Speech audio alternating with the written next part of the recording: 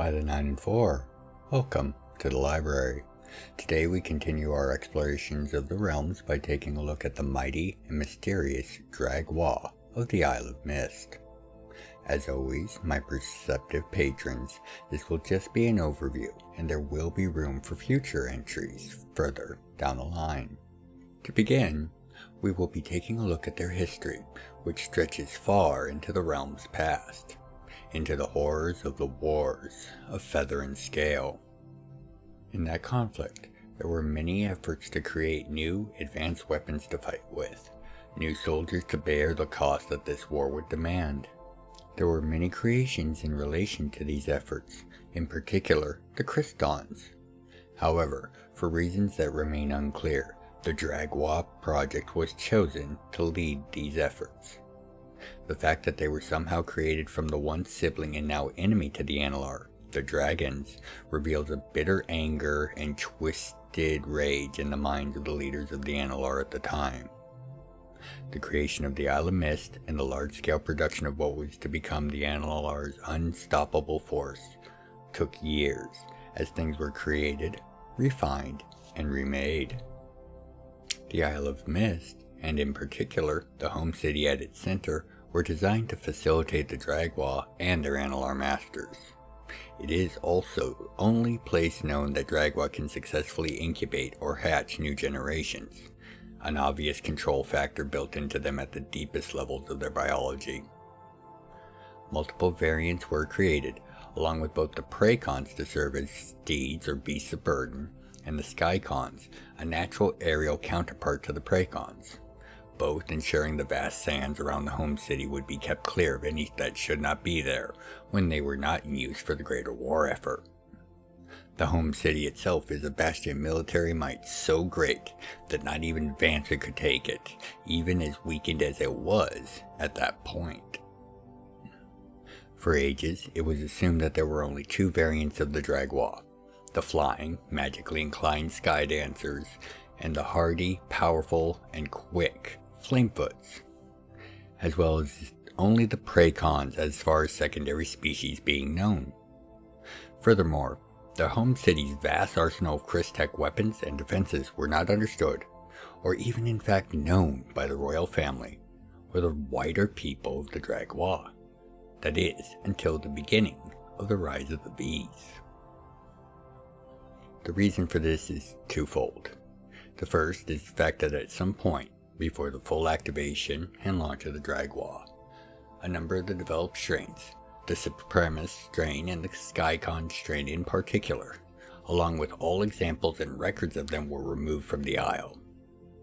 The hows and whys of this are still a mystery, but this loss was not a crippling blow to the Analar's plans, and the project was so near completion at this point, with vast amount of material and weapons production already set up, and systems in place to maintain them for ages to come.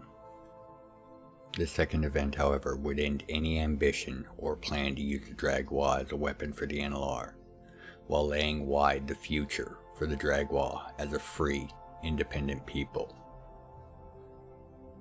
It is said what happened only took 36 seconds, as a force swept down upon the city, the island, and the world. The city and the island were emptied of all Analar, who were stripped not only of their grace, but their very bodies. Transmogrified into Manari, a species that was just beginning to show itself across the world due to the various people trying to cross the souls of the Fae with that of mortals.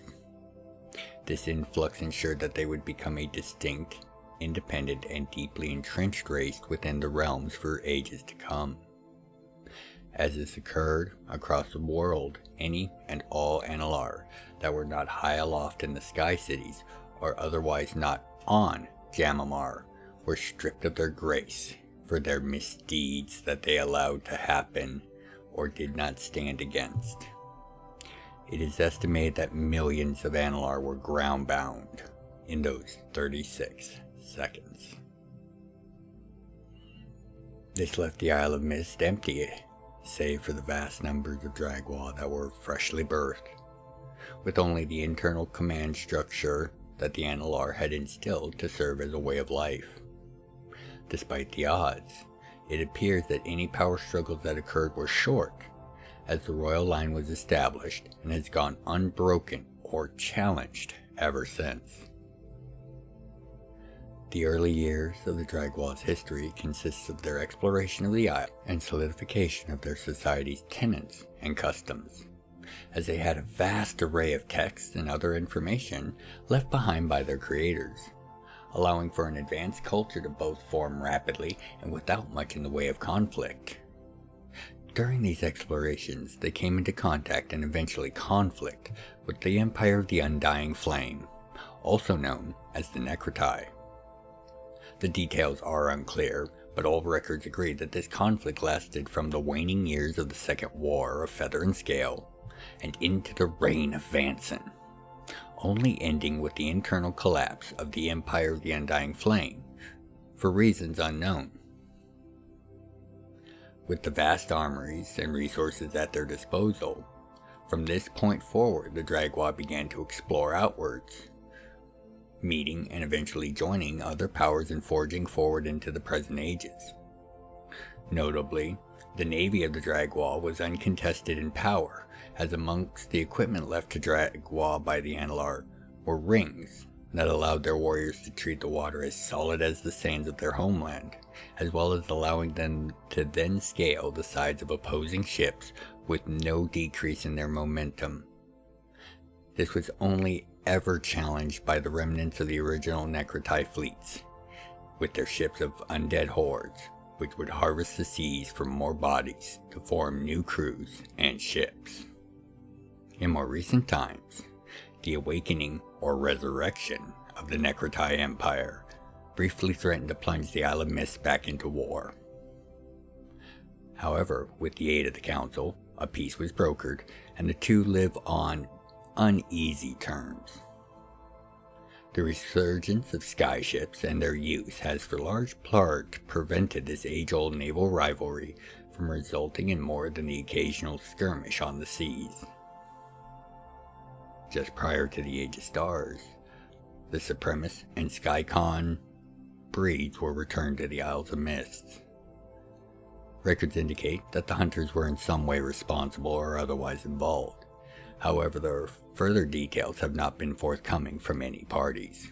What is evident is that these once forgotten breeds or strains and members of the Dragwa family are now returned and have been appearing within the natural cycles and systems of birth.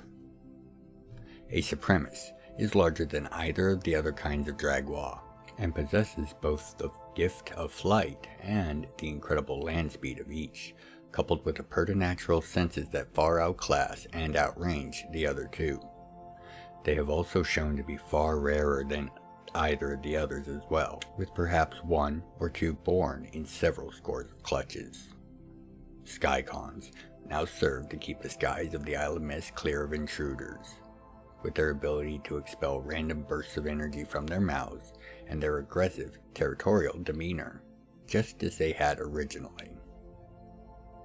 Among the things that make the Dragwa distinct, the fact that they are an ancestor-worshipping, honor-bound culture can be a bit of a surprise, as the Dragwa tend to seem hard and unemotional, with their elders ending their lives, generally, on a journey from the city gates of the home city into the sands, after inflicting a mortal wound upon themselves, so that when they do eventually fall deep in the deserts, their spirits will leave behind a point of contact, one that descendants can go to seek to look for the wisdom of the long dead.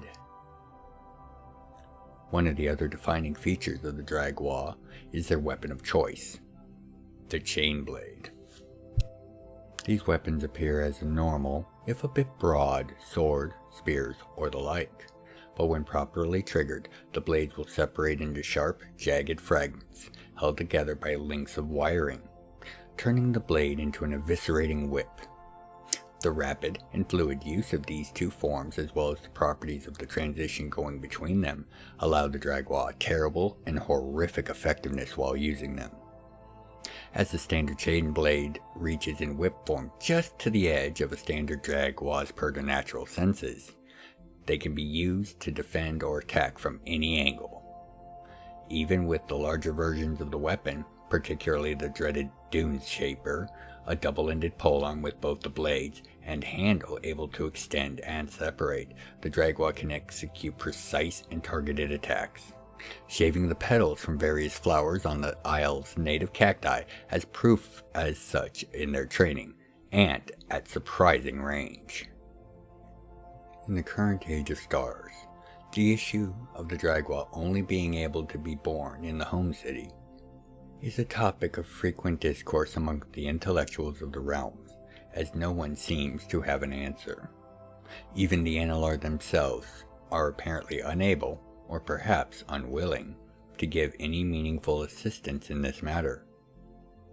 It is said that the gods themselves are involved in efforts to help the Dragwa expand their people amongst the realms. The fruits of such efforts remain to be seen. With this all too brief of look into the Dragwa and the Isle of Mysts concluded, until your next visit to the library, by the 9 and 4, be well, take care of yourselves and each other.